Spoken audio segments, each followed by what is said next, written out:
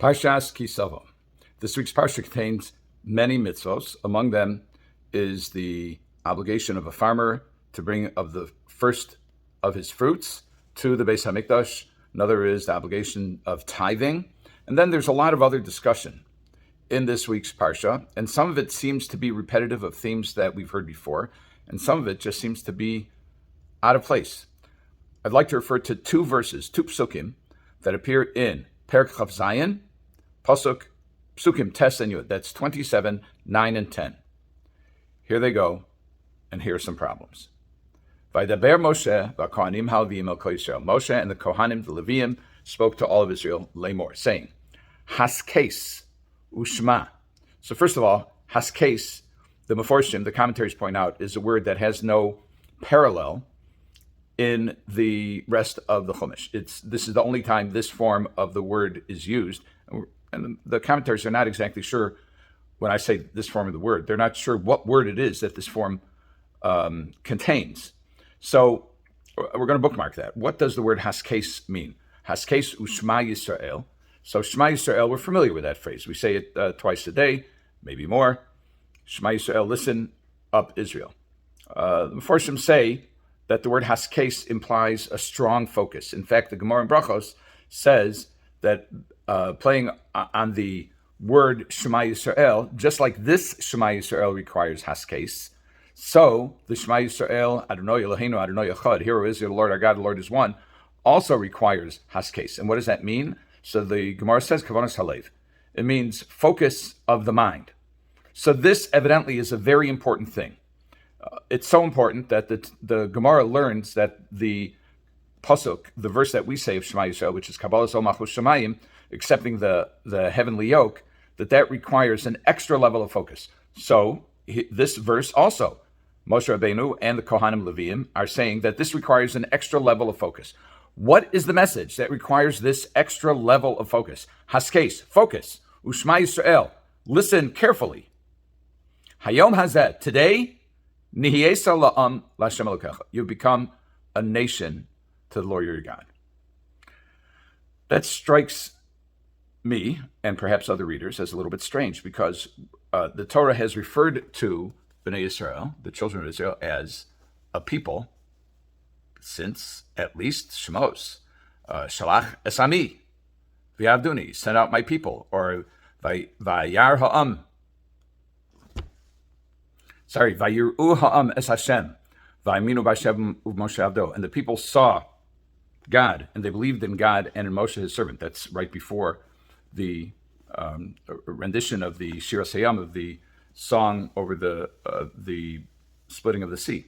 So first of all, what does it mean that today you have become a people to the Lord your God? The Torah refers to the children of Israel as an Am many times. So that's another question. And then the next verse, and these two verses form a parsha. In other words, they're separated by white space. This is a unit unto itself.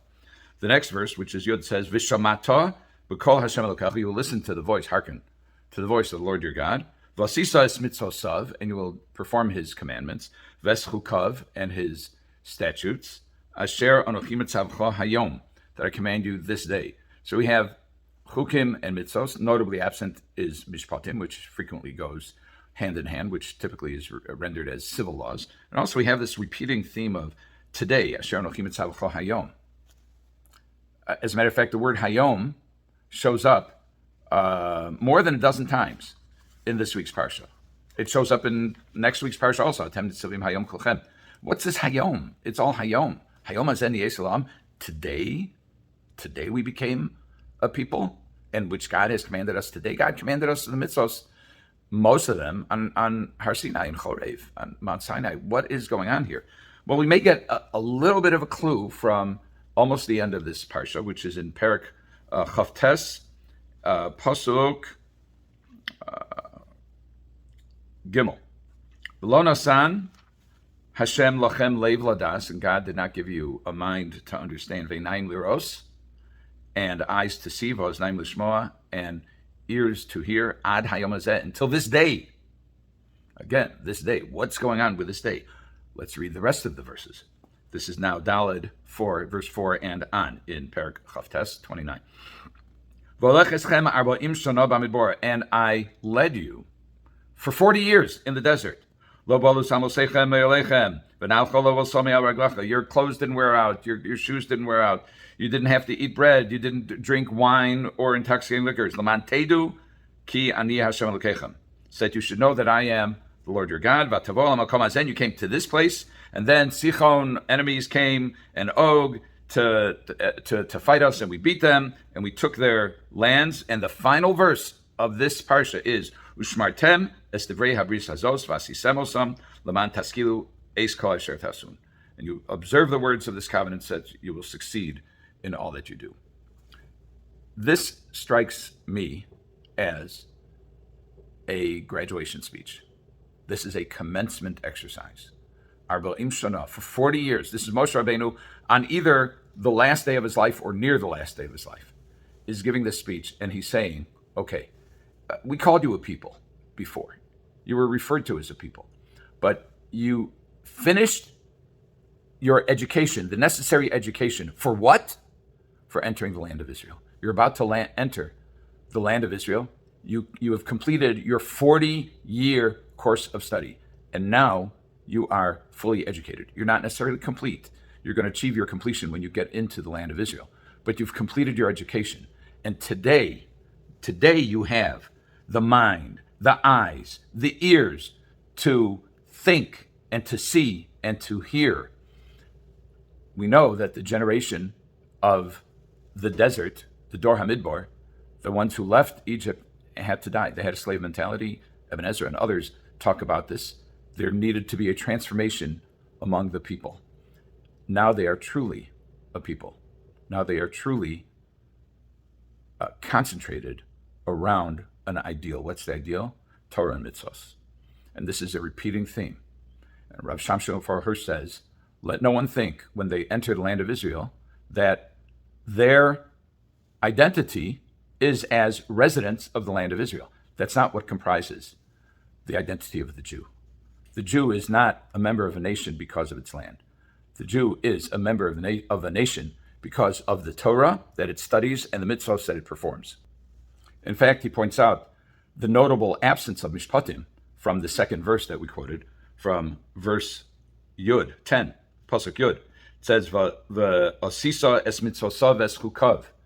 You will perform his commandments, and his statutes, chukim, are typically rendered as those obligations that don't have an immediately accessible rationale, in contrast to mishpatim. Mishpatim we understand to be civil laws that we have in common, at least in concept, with other countries. And that is precisely, says Rav Hirsch, why mishpatim are not mentioned in this verse, because we are distinct in that our national identity does not derive from the land or from our political organization around the country or our governance. Our distinct identity, that which makes us a nation to God, is our fidelity to the Torah, our studying of the Torah, and our performing of the Torah. That makes us unique among all the nations. We are the Almighty's ambassadors on this world. And we do not derive our identity from the land that we inhabit.